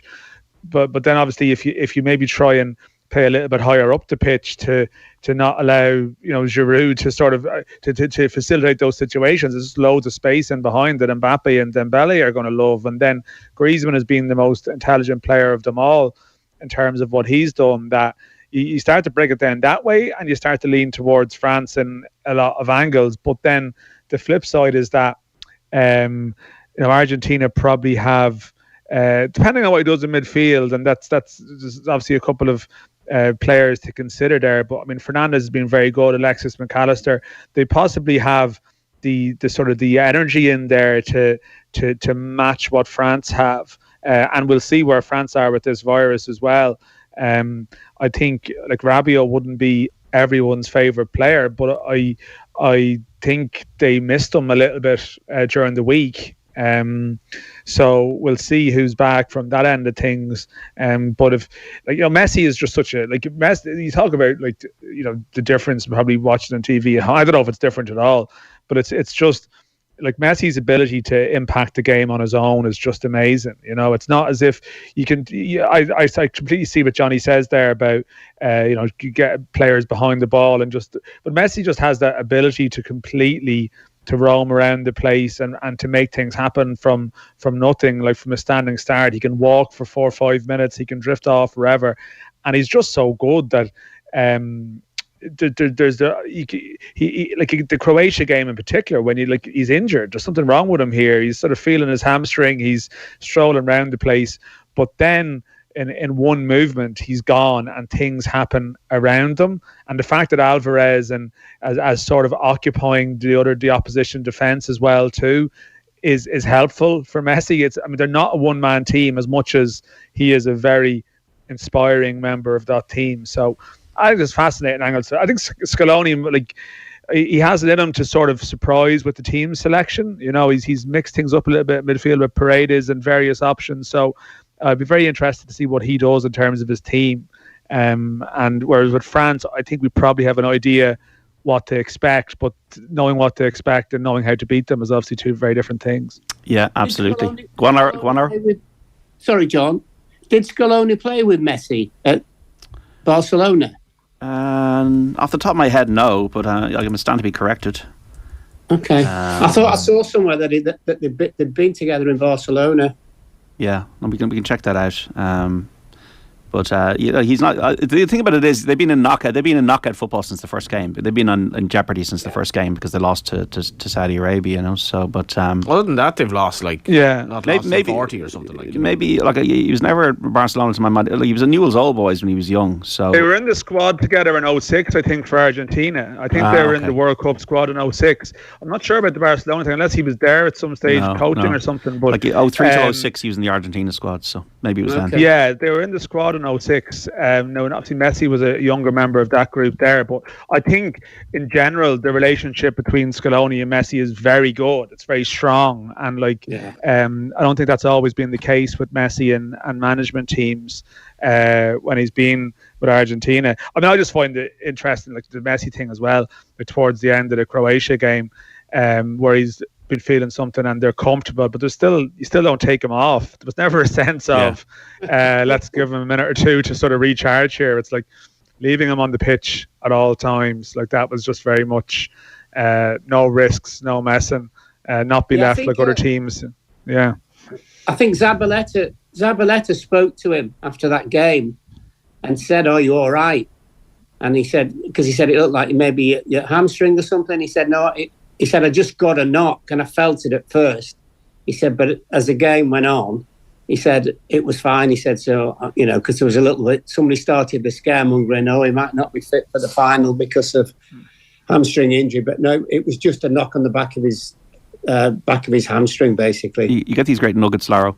Messi is somebody who's never really seemed to got injured much in his career as well. He's been lucky with injuries. Maybe it's the way he plays the game. I think it is, and whereas you think of Mbappe, if Mbappe gets into injury territory, but if Mbappe gets into injury territory, the pace then, Michael Owen was affected by that. Mbappe without his pace would be he wouldn't be anywhere near one of the best players in the world. Quite simply, that he's an exceptional player, but his pace is, I don't know if I've ever seen anything like it on a football pitch. Roadrunner pace. I was just going to say that the thing with Messi is the way he moves his body is amazing. When the tackle's coming in and you've seen it. I mean, and the way he stops people and he shifts from one foot to the other. I've never seen anything like it because he's just gone. You're kind of looking at him watching the ball and then he's gone. He's away from you and he seems to be able, when people tackle him, he almost changes the shape of his body, if that makes any sense. Yeah, I think as Dan said as well, the stifling kind of pressure when you see he's not feeling that now. Maybe winning the Copa has really helped him in Rio. No, I think it will be felt though tomorrow, in the sense that this is it. This is literally the 90 minutes, possibly of extra time, that makes you go down as the man who won the World Cup with Argentina. And I think one of the most striking images for me was at the World Cup was being the Argentinian fans with Maradona's face on the drums, Maradona's face on the flags. And Maradona is dead, but he's still alive in many respects because he brought the World Cup to Argentina. And Messi, I think that weight, regardless of what he says or what he thinks, will be on him. And let's hope he doesn't let's hope he's falling to the ground at the end like somebody who's won Wimbledon, rather than somebody who's literally in tears because he knows that's gone. Not a 90th minute penalty that skied over the bar. Speaking of England, we'll talk about them after the break with Dan and Qatar, Mark Lawrenson and Johnny Warter. Aberdeen 0, Celtic 1 full time from Scotland earlier on in the Premiership. Callum McGregor with the goal. Hearts 2, Kilmarnock 0, a latest. Ross County 1, St Johnstone 0 is a latest as well. We have in the Championship Bristol 1, Stoke 2. A latest score, Burnley 2, Middlesbrough 1. It is Cardiff 1, Blackpool 1, Coventry 3, Swansea 1, Huddersfield 0, Watford 1, Hull 0, Sunderland 0, Preston 0, QPR 1, West Brom 2, Rotherham 0, 5:30 kick-off, Norwich and Blackburn. And we're back after this on Off the Ball Saturday here on News Talk. Football on Off the Ball. With Sky, proud partner and supporter of the Republic of Ireland women's national football team. This is News Talk. The queer Irish lived experience is part of Irish history. Due to popular demand, a special bonus episode of News Talk's #1 podcast, Inside the Crime, the Charles Self Murder, is available now. This exclusive live episode was recorded with a panel of experts and contributors from the series, offering even more insight and analysis into the murder of Charles Self. I'm sorry about that. I can't do anything about it, but it is not going to happen in the future. Don't miss out on this bonus episode. The AIDS pandemic really had an impact as well because people had to hide. Subscribe now and get access to the full box set on newstalk.com facebook.com/Inside the Crime or on the News Talk app, powered by Go Loud. When family and friends come through the door, give them Aldi treats that they'll adore. Jacob's Tin Biscuits was $11.99, now $9.99. Must-have Tato Party Boxes only $4.50. The $10.79 Project Pilsner, $1.29. And Celebrations Roses, Cadbury's Heroes and Quality Street Chocolate Tubs now only $3.99 each. They're all worth celebrating, really. Aldi. Make Christmas amazing for everyone. Get the facts, be drink aware, visit drinkaware.ie. Discover the Samsung QD OLED TV powered by Quantum Dot. Samsung's most advanced 4K OLED processor takes ordinary picture quality and makes it extraordinary. For more information, go online to pariscity.ie or call in store today. Hi, Tommy Bow here. Check out my latest Lloyd & Price footwear collection. Available in all leading stores nationwide now. The ideal gift this Christmas. LloydandPrice.com. This Christmas, families in Ukraine, East Africa and Syria have been driven to the very brink of survival by conflict and climate change. Goal is responding by delivering food, clean water and shelter to those in desperate need in some of the toughest conditions imaginable. But we urgently need your help to reach more people. Together we can help families in crisis, because that's what goalies do. Please make a life-saving Christmas donation today at goal.ie. That's goal.ie. Thank you. This Christmas, give your family gifts that keep on giving with big savings like €200 off all smartphones when you join Red Family. Plus, add family members to your plan from €5 a month. See Vodafone.ie for more or pop in store to join Red Family today. Vodafone. Together we can. New customers joining Red Family. Subject to availability, eligibility and annual price increase of CPI plus 3%. See Vodafone.ie/terms. Your next move matters, so why not move better? Start your move to permanent TSB today. Apply in-app for our award-winning current account. So don't just move bank, move better. Apply in-app today. Applications for Explore Current Account in-app for over 18 personal customers. Qualifying criteria, fees and charges, terms and conditions apply. Awarded bonkers.ie Best Current Account 2022. Permanent TSB PLC is regulated by the Central Bank of Ireland.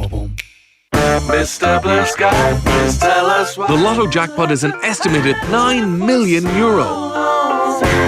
Play responsibly in-store, in-app or at lottery.ie. The National Lottery. It could be you.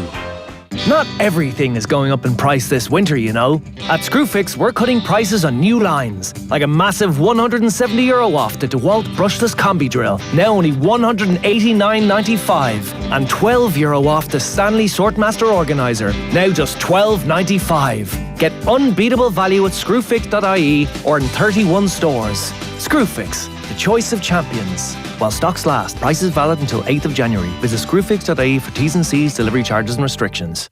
This Christmas, why not gift a memory with a gift voucher for Lyrath Estate, Kilkenny? Make dreams come true by choosing an overnight stay, a spa experience, delightful afternoon tea, dining, or let them choose for themselves with the Lyrath Estate Monetary Voucher. There's something special for everyone. To gift a memory this Christmas, visit lyrath.com. Our wide range of 2023 Skodas are going fast.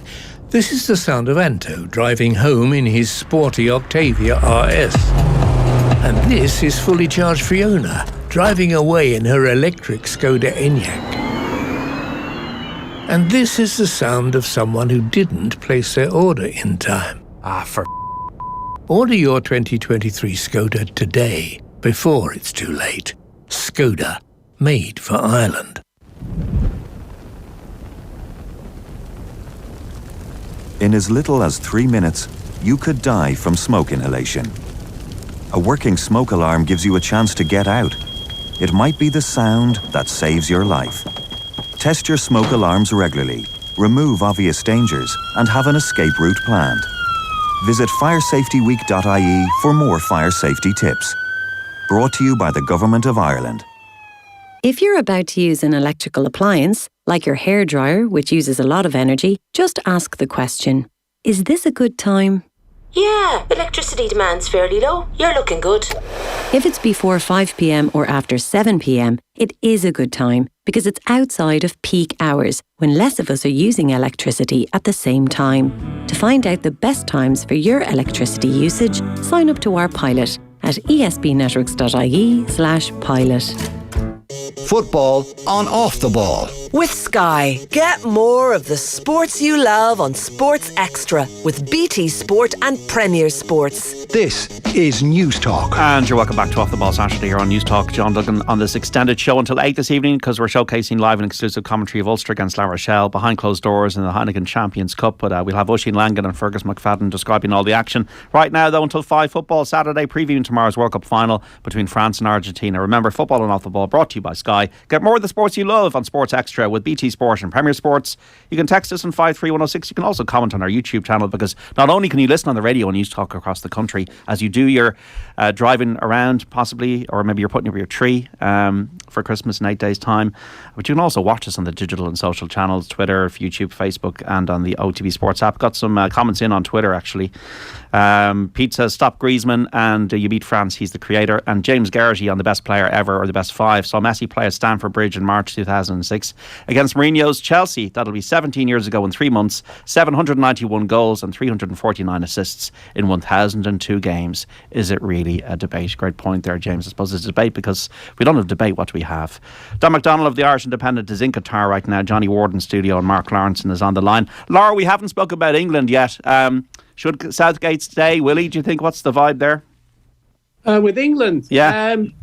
Same old, isn't it? Listen, once you start singing It's Coming Home, that's the end of it. They need to ban it on a major scale. I think look, it's a big if. I think if Kane scores a penalty, I think England beat the French, and then it could have been anything. But they just. But I think he's a good manager, Gareth Southgate, but I don't think he's a winning manager. Well, it's been proven, and I think when push comes to shove, he doesn't seem to be able to make the change that makes a difference. I'm sure if he wants, he can stay on. Well, they're all saying that he can stay on if he wants to, but it remains to be seen. But they've always got, they've got really good players coming up and coming through, but they just can't seem to win the major tournaments. And they actually look at the moment as though they're serial losers. What would you put down the Kane anomaly to, Laura? I cannot get my head around it. It's like when you say serial losers and you start believing in this thing that it's preordained, but I actually think he thought about it too much. I think if you watch him normally, like his first penalty, everybody knows that's where his penalties go, and they are unstoppable.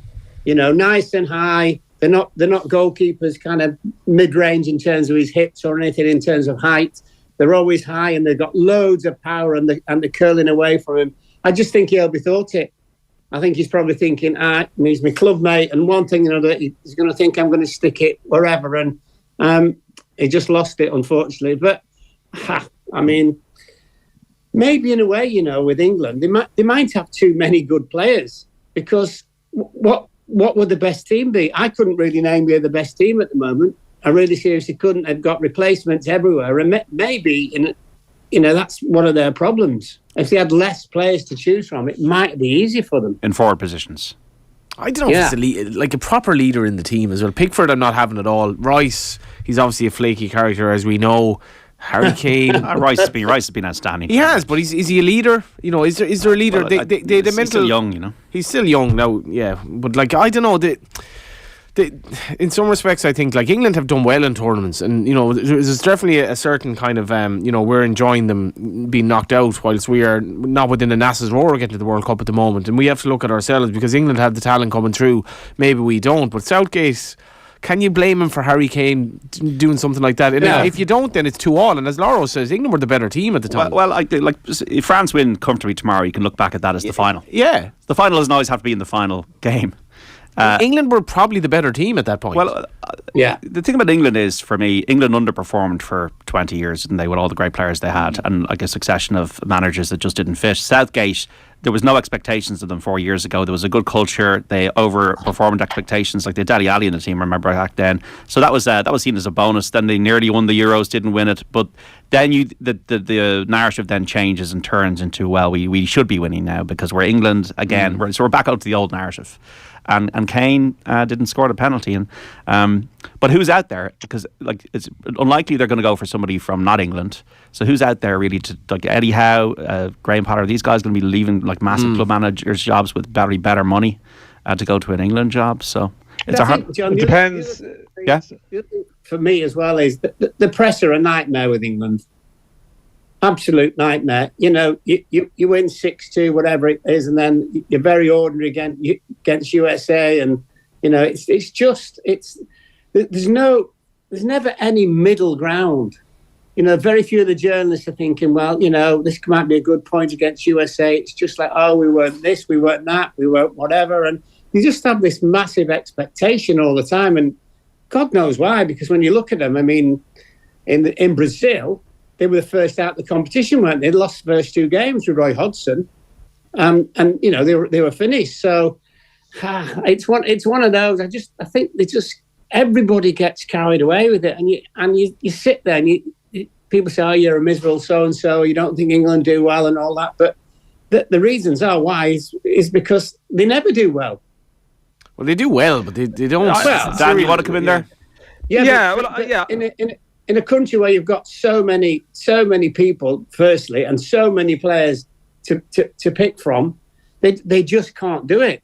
And I don't generally believe that, you know, you can be a serial loser, but there are most definitely, we've seen it in this competition, times substitution now in football, and especially at this level with so many substitutes and you can change.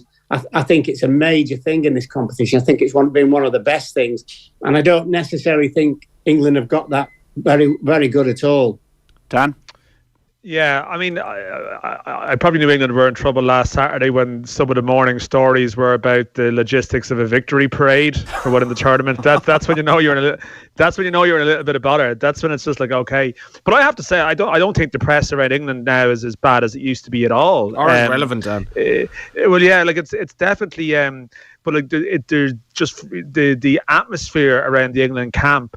Is a lot more convivial now. There wasn't really a huge volume of people calling for Southgate's head. I think actually there's a little bit more of a social media sort of criticism of England now than actually the sort of media, sort of like the Graham Taylor style sort of barracking, or Bobby Robson had it before 1990 and that type of thing. It feels very different around England now. I sort of come away from it thinking that I think they will win something in the next decade, and I've never really believed that before. I've always sort of thought that their expectations have been completely out of kilter about what their team's capable of doing. But I just look at it now and you think, like, football comes back to sort of as much as international football is a great leveler, it's also true as well that teams who win stuff, it's a consequence of sort of spending over a period of time. And you do now see that England are producing some very, very good players, that the Premier League academies, they sort of got their stuff together around, 2012, 2013, probably in a response to them being hammered by Germany in 2010. And all of a sudden now you start to see, like, you list the players that are under the age of 25, and it's a very, very strong list. You talk about leadership, it's a valid point, but I think Bellingham's going to be a very good player for them over the next decade. And then you can list the others. I mean, Foden is absolutely top class, and you sort of work through. I think the concern would probably be the centre halves and what happens after Harry Kane. Yeah. But in a lot of the other positions, like, they really have, like, genuinely top class players, like they had a better bench at this tournament. And I actually take what Laura was saying on board about, like, this, the range of options they have, that they do have a lot of attacking creative wingers, you know, who can play inside, and there's a little bit of a dilemma. Okay, what's the pecking order between sort of Foden, Saka, even Rashford can play out wide, and Sterling, and but still they're good options to have. And I feel like for all that, in Ireland we sort of would take a lot of amusement from their downfall and from the sort of the pride before the fall and all. I feel like it's on a cycle where something is going to happen with them in the next decade, because they've got so many good players that and I think they're going to keep producing good players, because the Premier League is such a monster at the moment. They're bound to keep producing more Fodens and more players at that level. And if they do that, it's going to click for them at some stage. Yeah, it will. You can have too many good players. I mean, if you look at the French, the ones obviously who haven't made it, you know, Kante and etc. and Benzema And you kind of think, sometimes when you're in a squad as well, and you're missing players, and you're thinking, we're missing him and we're missing that. I think in many occasions, it gets players together better.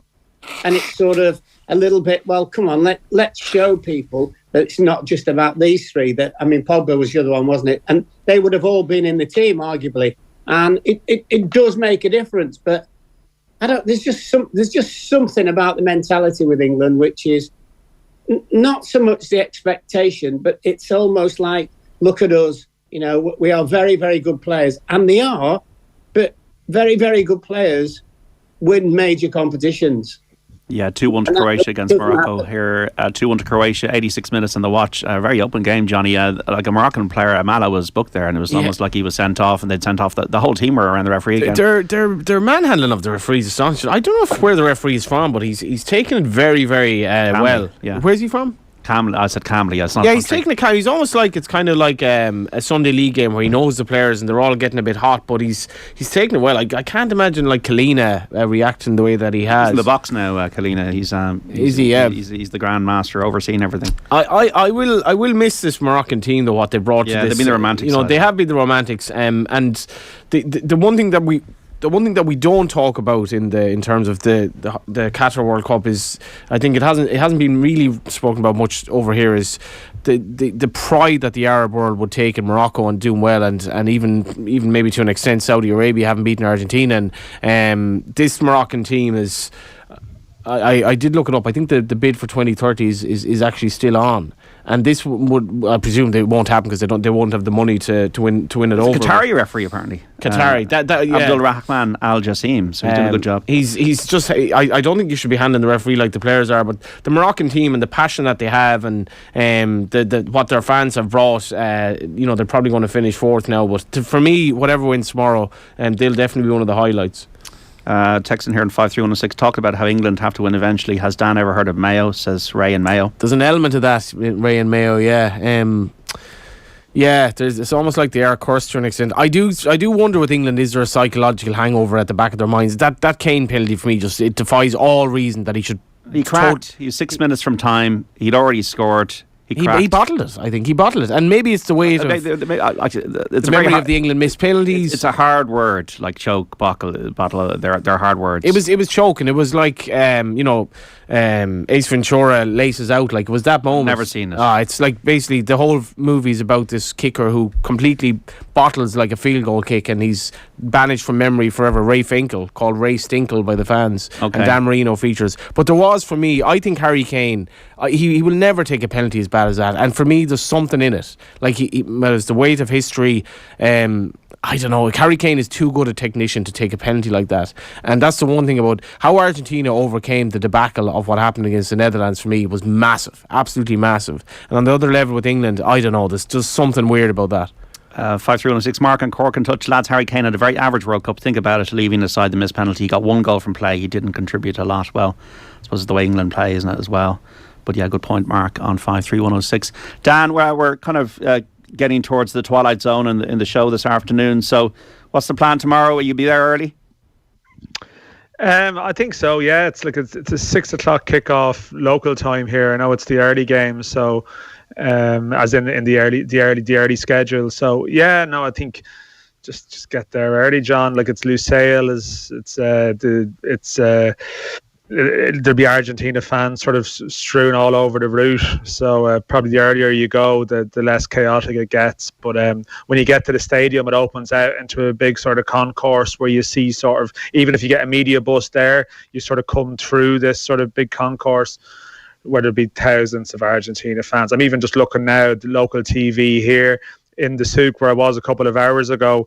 It looks like the Argentina fans have taken it over, and there's a giant Maradona 10 jersey and flag sort of surfing across the crowd that's completely taken over the square. So I suppose that sort of sets up the tone for what the atmosphere around the day is going to be like. Is there a sense, Dan, that this additional time that's been a feature of this World Cup will continue into club football? Any kind of talk about that? I don't know. To the TV companies that hate it, wouldn't they? Make life unpredictable. As would you, doing your League of Ireland report for like 9:30 on a Friday night, and it's like it finishes at 10:03. Yeah, I mean, but the thing is, right, I don't have a problem with it if it's consistent. Like it's actually if it is true, like the ball and play time sometimes can be scandalous, but obviously if it's sort of a la carte sort of applied, that will apply to major tournaments, so you have to sort of apply it everywhere, so everyone has to be prepared for those long games. Isn't that thing with rugby now, that some of the games take too long now because of all the stoppages? Maybe we can just get used to that, but I don't know. Like, I think there's clearly been differences in refereeing in this tournament in a couple of ways.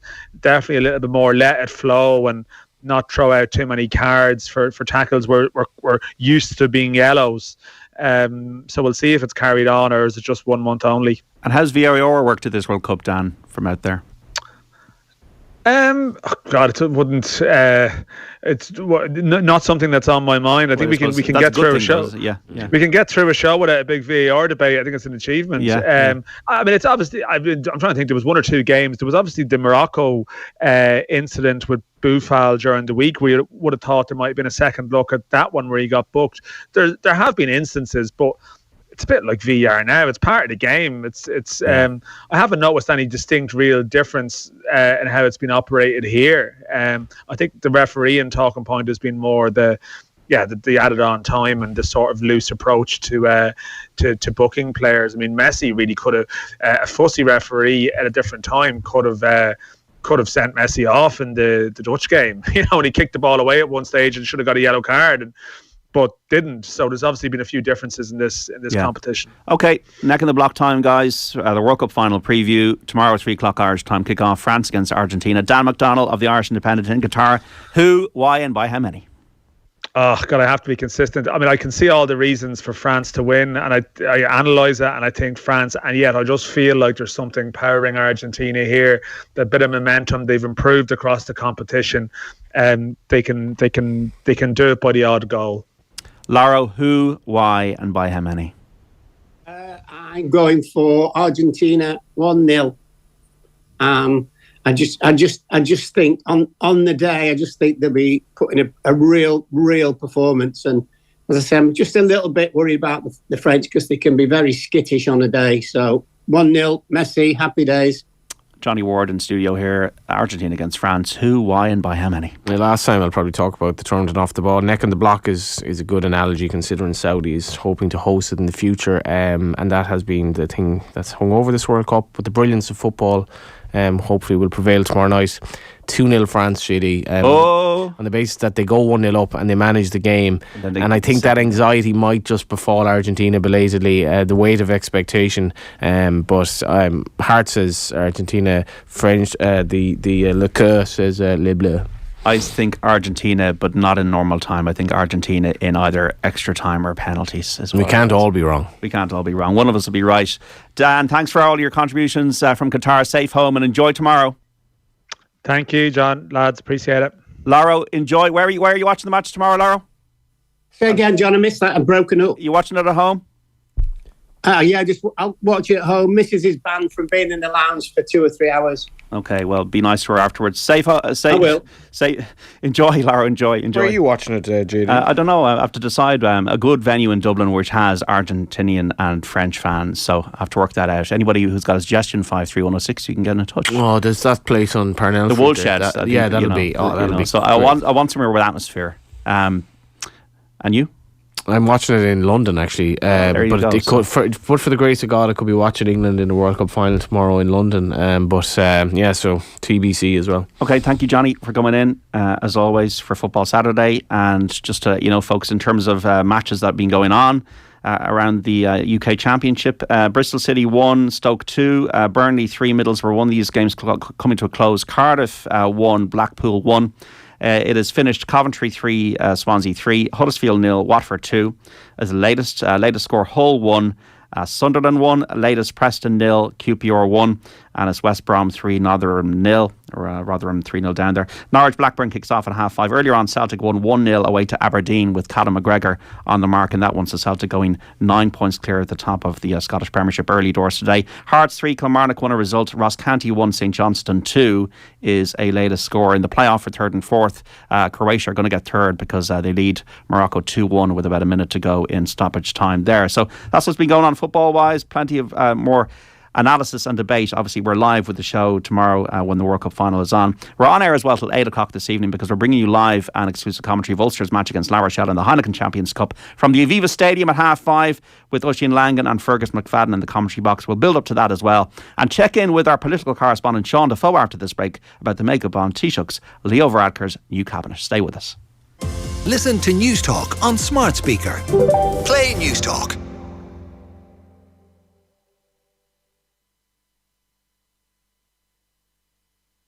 Make the most wonderful time of the year even more amazing with Virgin Media. Get a €200 one-for-all gift voucher when you switch to ultra-fast, reliable 500 meg broadband.